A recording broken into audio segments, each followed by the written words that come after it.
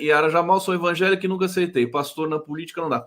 Hortá, acho que pegando carona nessa questão da isenção, que vai ser, que não vai ser, que vão estudar, hoje também veio à tona, eu estou acompanhando isso muito de perto, a medida provisória que reoneraria, né, esses verbos aqui que ninguém entende direito, né, que ia taxar novamente setores da economia, como só ia acontecer num país que cobra seus tributos de maneira legítima, democrática e equilibrada. O governo vai retirar a medida provisória. Quem disse isso foi o Rodrigo Pacheco. Que lambança foi essa? Será que foi uma lambança ou, na minha concepção, sempre mais generosa com o governo, eles lançaram essa medida provisória para poder barganhar depois com o Congresso? Pois é, Conde, essa lambança está naquele pacote de confusões do final do ano passado. O Haddad, no apagar das luzes do ano passado, lançou essa reoneração muito porque ele descobriu as maldades que o parlamento tinha feito na lei do orçamento e descobriu que, enquanto ele passou o ano inteiro sinalizando de ministro bonzinho e de acordo, o parlamento passou o ano inteiro, né, esperando o momento de enfiar a faca no Haddad, e foi isso que aconteceu. Hoje, os estudos já dão conta que nós vamos ter um déficit da ordem de 50 bilhões de reais já em 2024. Quer dizer, se a gente não fizer absolutamente nada, não aumentar os gastos, não investir em saneamento, saúde, educação, não recompor a máquina pública, não fizer investimentos públicos em estrada, na transição energética, na proteção do meio ambiente, se a gente não fizer nada no Brasil, se a gente simplesmente deixar a coisa como está, nós já vamos ter um déficit de 50 bi. Ou seja, o Haddad percebeu que aquela ideia do déficit zero ela já não se sustenta.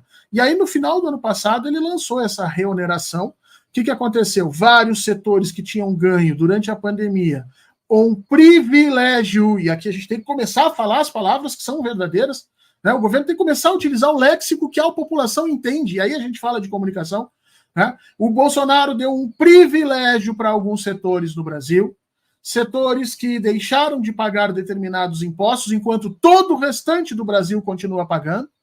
Esses setores deixaram de pagar esses impostos durante a pandemia por 3 motivos. Primeiro, porque obviamente estavam com as suas situações econômicas debilitadas por conta da pandemia. Não estão mais, especialmente os setores de produção cultural, de comunicação, esses estão enchendo as burras de dinheiro como nunca.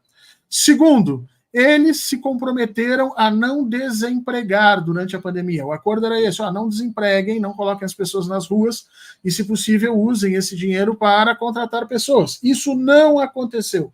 Então, o Estado perdeu não só os impostos, mas perdeu também os postos de trabalho, perdeu os impostos laterais, que são criados pelas cadeias de valor a partir dali, e ficou tudo isso como se nada tivesse acontecido. O problema é que a medida provisória, como aliás tudo o que era feito pelo governo Bolsonaro, ela foi apresentada para a sociedade e para o parlamento como se fosse uma coisa para ajudar os pequenos artistas, os pequenos estabelecimentos, os pequenos, né? E aí todo mundo se condoeu durante a pandemia, por óbvio, todo mundo aqui conhece aquele amigo, amiga, que é músico, que é artesão, que é escritor, que é fotógrafo, que de repente ficou completamente sem dinheiro na pandemia, porque não tinha mais o que fazer. Então todo mundo achou que era isso, só que no fundo essas desonerações foram repassadas de forma grossa e violenta para as grandes empresas de comunicação, que são hoje as que mais se utilizam disso.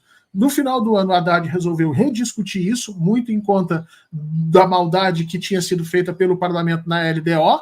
A LDO, o Lira tirou tudo que podia do governo federal e passou tudo para a verba do parlamento, o parlamento gerencia. O Haddad ficou com medo e lançou aquilo. Mas foi assim, foi um ato unilateral. Ele não comunicou nem ao parlamento de forma mais efetiva, ele transformou a comunicação dele do parlamento, os líderes no final do ano fizeram a gritaria e sobrou tudo para o presidente Lula agora resolver. E qual foi a resolução? Diante da violência que o parlamento ameaçou, dizendo que ia negar aquilo, o governo parece que retira e vai sentar na mesa da negociação. Conde, de novo, negociação em que sentido?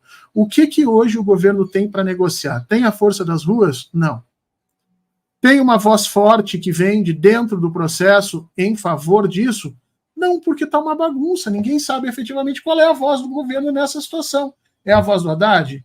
É o Haddad antes de dezembro? É o Haddad de agora? É a manifestação do presidente? O que está acontecendo